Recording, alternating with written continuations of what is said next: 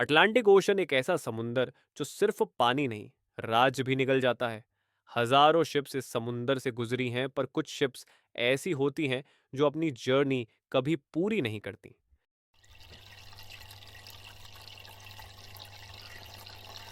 उनमें से सबसे ज्यादा डरावनी, सबसे ज्यादा फेमस और आज तक अनसॉल्व कहानी है मैरी सेलेस्टे। ये कोई कहानी नहीं है, ये एक रिकॉर्डेड रियल इंसिडेंट है जो 1872 में हुआ और आज भी हिस्टोरियंस, इन्वेस्टिगेटर्स और सेलर्स को डरा देता है। इस शिप की सबसे बड़ी मिस्ट्री ये नहीं है कि वो समुंदर में मिली, बल्कि ये है उस पर मौजूद हर इंसान बिना कोई निशान छोड़े गायब हो गया।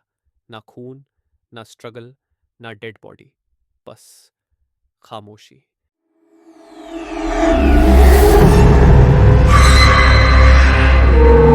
मैरी सेलेस्टे एक अमेरिकन मर्चेंट शिप थी, मजबूत, स्थिर और पूरी तरह सीवर्दी। अक्टूबर 1872 में कैप्टन बेंजामिन स्पूनर ब्रिग्स ने इस शिप की कमांड संभाली। कैप्टन ब्रिग्स एक एक्सपीरियंस्ड सेलर था, धार्मिक, अनुशासित और फैमिली लविंग इंसान। इस जर्नी पर वो सिर्फ क्रू ही नहीं, अपनी वाइफ सारा और 2 साल की बेटी सोफिया को भी साथ ले जा रहा था।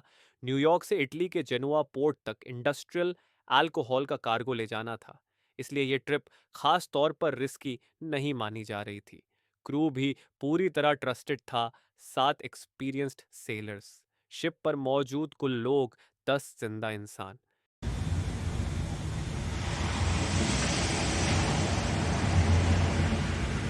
7 नवंबर 1872 को मैरी सेलेस्टे ने न्यूयॉर्क छोड़ दिया। वेदर नॉर्मल था, सी काल्म था, लेकिन 19th सेंचुरी में एक अलग सिस्टम हुआ करता था। सेलर्स और कैप्टन्स अक्सर जर्नी के बीच लेटर्स लिखते थे, जो पासिंग शिप्स के जरिए नेक्स्ट पोर्ट पर भेज दिए जाते थे। कैप्टन ब्रिग्स ने भी ऐसा ही एक लेटर लिखा था, जो उसकी मदर और फैमिली के लिए था, ना कि शिप पर मौजूद उसकी वाइफ के लिए। ये लेटर मैरी सेलेस्टे का लास्ट कंफर्म्ड ह्यूमन मैसेज माना जाता है, जिसमें उसने लिखा था कि शिप स्ट्रांग है, वेदर नॉर्मल है और जर्नी सेफ लग रही है। उसके बाद मैरी सेलेस्टे से कभी कोई मैसेज नहीं आया।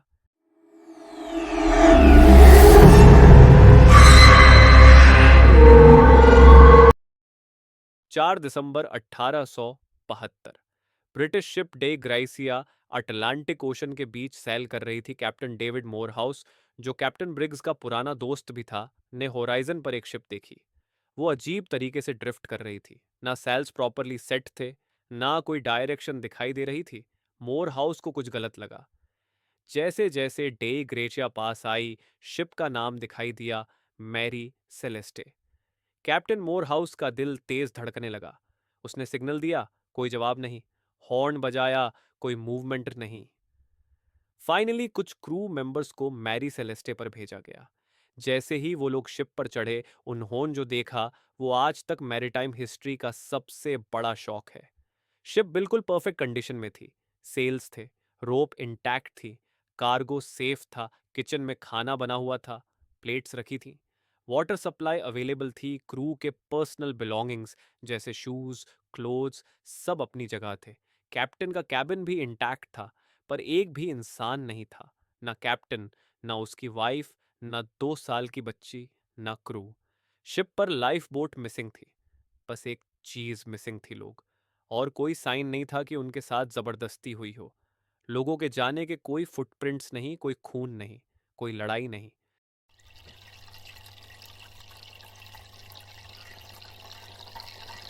शिप के लॉग बुक की आखिरी एंट्री 25 नवंबर 1872 की थी।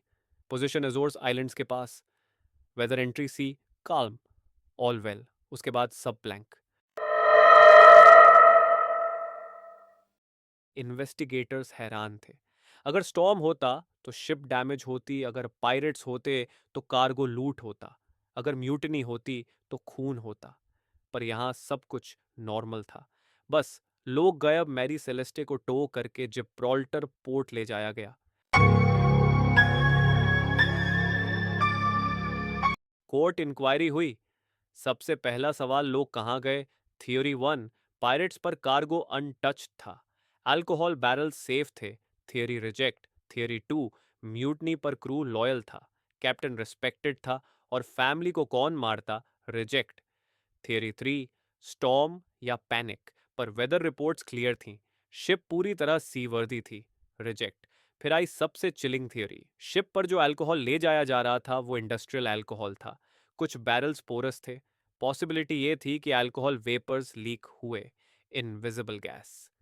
कैप्टन ब्रिग्स ने शायद एक्सप्लोजन का डर महसूस किया। हो सकता है उसने सबको लाइफ बोट में बैठाया और शिप से थोड़ी दूर जाने का प्लान बनाया। पर लाइफ बोट कभी वापस नहीं मिली। समुंदर ने उन्हें निगल लिया। पर इस थियरी में भी एक प्रॉब्लम थी। अगर टेम्परेरी इवैक्यूएशन थी तो शिप के साथ रोप क्यों नहीं बांधी? और वाइफ और बच्ची को ऐसे रिस्क में कौन डालता? फिर कुछ सेलर्स ने और भी डार्क बातें बतानी शुरू की। कहते थे कि मैरी सेलेस्टे पर अजीब सी आवाजें सुनाई देती थीं। वुड के क्रीकिंग के बीच कभी कभी ऐसा लगता जैसे कोई चल रहा हो। जब शिप जिब्राल्टर में डॉक्ड थी, रात को गार्ड्स ने कहा उन्हें बच्चों के रोने की आवाज आई। पर जब देखा, शिप खाली थी। कैप्टन ब्रिग्स की डायरी कभी नहीं मिली, उसकी वाइफ का कोई निशान नहीं, उस बच्ची का भी नहीं। समुंदर ने सब कुछ ले लिया। मैरी सेलेस्टे को बाद में फिर से यूज किया गया, पर हर क्रू मेंबर इस शिप पर जाने से डरता था। लोग कहते थे ये शिप बैड लक है।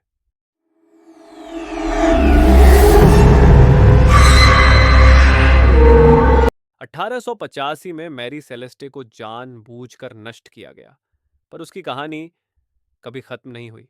आज भी अटलांटिक ओशन के सैलर्स कहते हैं कभी कभी रात के वक्त खाली समुद्र में एक पुरानी शिप दिख जाती है। ना लाइट्स, ना साउंड, बस नाम लिखा होता है, मैरी सेलेस्टे, और जब पास जाओ वो गायब हो जाती है, जैसे वो शिप आज भी अपने लोगों का इंतजार कर रही हो।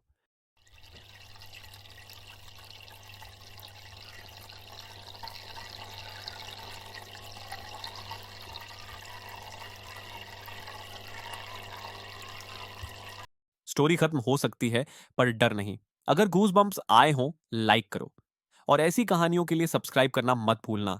अगर ऐसी हॉरर स्टोरीज पसंद हैं तो चैनल को सब्सक्राइब जरूर करना।